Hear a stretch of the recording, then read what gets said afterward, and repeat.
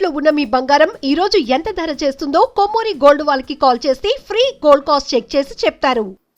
అందరికీ నమస్కారం అండి. సుమన్ టీవీకి స్వాగతం. నేను గీతాంజలి. శ్రావణ మాసం వచ్చేసింది. ఎన్నో విశేషాలు తెలుసుకోవాలనుకుంటాం. మనకున్నటువంటి ఎన్నో సందేహాలు కూడా నివృత్తి చేయాలని కోరుకుంటాం. అందులో భాగంగా అసలు ఈ మాసంలో చేయవలసిన చేయకూడని పనులు కావచ్చు, శుక్రవారాలు అసలు మనం ఎలా నియమంగా ఆచరించుకోవాలి, వరలక్ష్మి వ్రతాన్ని ఏ విధంగా ఆచరించాలి, ఇలా ఎన్నో సందేహాలు ఉంటాయి. ఖచ్చితంగా చేయవలసినవి, చేయకూడనివి, వీటన్నిటి గురించి మనకు అవగాహన కల్పించేందుకు ప్రస్తుతం మనతో పాటు ఉన్నారు ఋగ్వేద పండితులు, అలాగే శ్రీ కశ్యప వేద విద్యామందిరం వ్యవస్థాపకులు, అలాగే హిందూ ధర్మక్షేత్రం ఛానల్ ద్వారా మనకు హిందూ ధర్మం పట్ల, అలాగే మన వేదం గురించి, ప్రత్యేకంగా మన శాస్త్రం చెప్తున్నటువంటి ముఖ్యమైన విషయాల పట్ల మనకు అవగాహన కల్పిస్తున్నటువంటి మనతో పాటు ఉన్నారు బ్రహ్మశ్రీ సంతోష్ కుమార్ ఘనపాటి గురువు గారు. వారితో మాట్లాడదాం. గురుగారు నమస్కారం అండి. నమస్కారం అమ్మ. ఎలా ఉన్నారండి? బాగున్నారండి. మీరు బాగున్నారా? అమ్మవారి దయ, చాలా సంతోషం. మీలాంటి గురువుల అనుగ్రహం ఇప్పుడు బాగుంటాం. ముందుగా సంతోషం అండి. అనుమతి ఇచ్చినందుకు, ఇంటర్వ్యూకి అవకాశం ఇచ్చినందుకు ధన్యవాదాలు తెలియజేస్తూ. అయ్యో పర్వాలేదండి. ఎప్పుడు అవకాశం ఉన్నా సరే నేను రండి అని చెప్పడమో రావడమో చేస్తున్నాను. చాలా సంతోషం. గురుగారు, ఇక శ్రావణ మాసం ఎంతో విశేషమైనది. మాసాలన్నింటిలోనూ శ్రేష్టం అని చెప్తారు. ఏ మాసానికి ఆ మాసం ప్రత్యేకతే.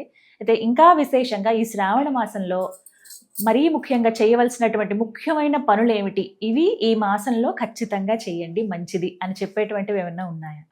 తప్పకుండానండి. ముందుగా శ్రావణ మాసం ఎందుకు అత్యంత పవిత్రమైనది, ముఖ్యంగా లక్ష్మీ పూజకి ఎందుకు అని మనం చూసుకుంటే, శ్రావణ మాసం శ్రవణ నక్షత్రం ఆధారంగా ఏర్పడినటువంటిది. అంటే పౌర్ణమి నాడు చంద్రుడు శ్రవణ నక్షత్రంలో ఉంటాడండి.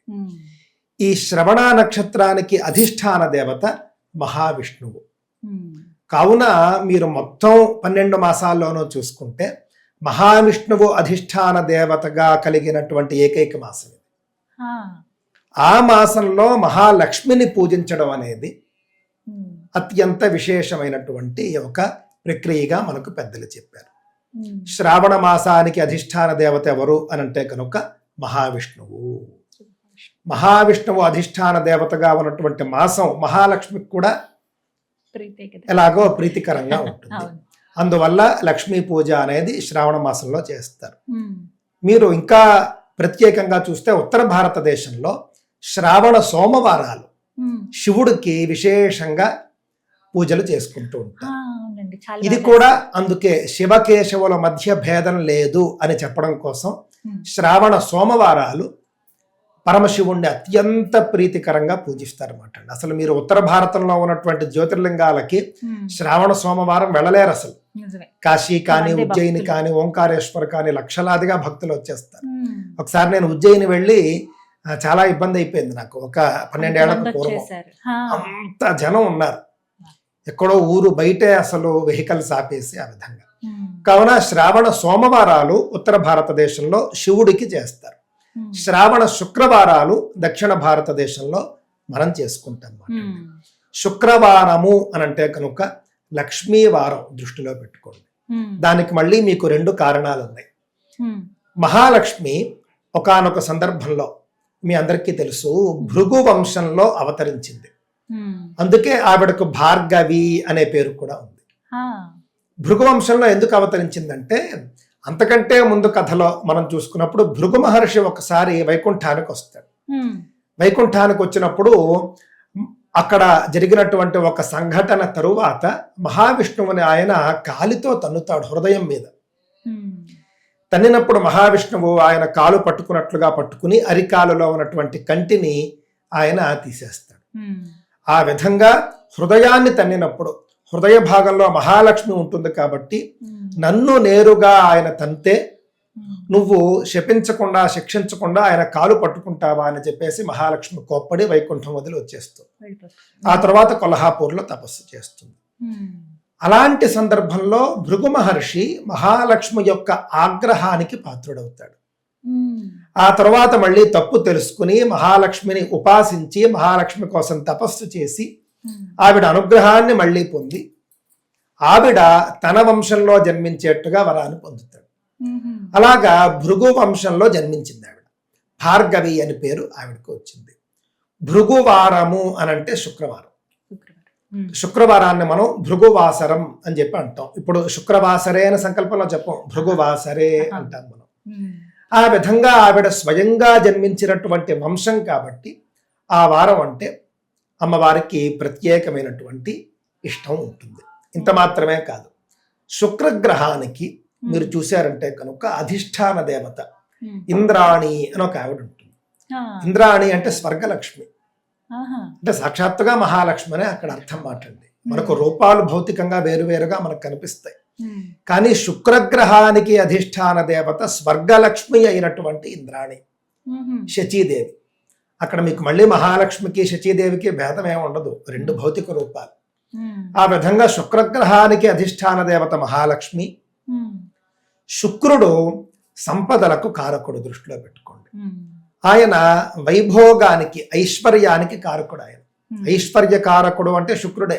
జాతకంలో శుక్రుడు బాగుంటే కనుక ఉండవలసిన స్థానాల్లో ఉంటే మంచి వైభవం ఉంటుంది, ఐశ్వర్యం వస్తుంది.